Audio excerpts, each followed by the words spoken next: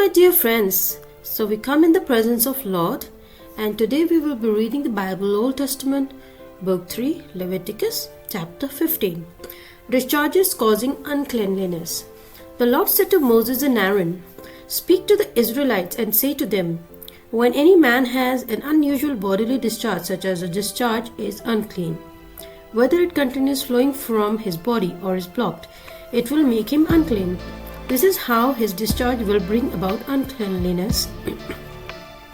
Any bed the man with discharge lies on will be unclean, and anything he sits on will be unclean. Anyone who touches his bed must wash their clothes and bathe with water, and they will be unclean till evening. Whoever sits on anything that the man with the discharge sat on must wash their clothes and bathe with water, and they will be unclean till evening.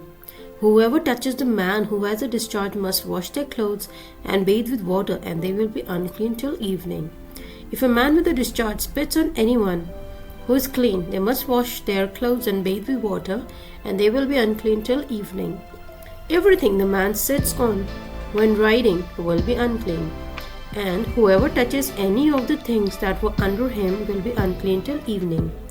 Whoever picks up those things must wash their clothes and bathe with water, and they will be unclean till evening. Anyone the man with a discharge touches without rinsing his hands with water must wash their clothes and bathe with water, and they will be unclean till evening.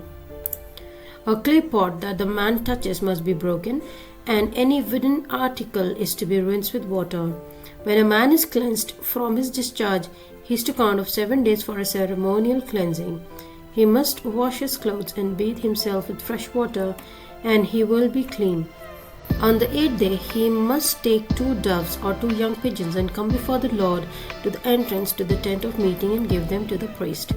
The priest is to sacrifice them, the one for a sin offering and other for a burnt offering.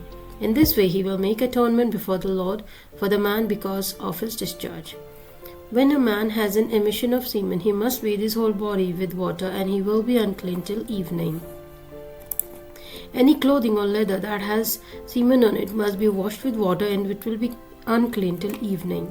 When a man has sexual relations with a woman and there is an emission of semen, both of them must bathe with water, and they will be unclean till evening. When a woman has a regular flow of blood, the impurity of her monthly period will last 7 days, and anyone who touches her will be unclean till evening. Anything she lies on during a period will be unclean, and anything she sits on will be unclean. Anyone who touches her bed will be unclean. They must wash their clothes and bathe with water, and they will be unclean till evening. Anyone who touches anything she sits on will be unclean.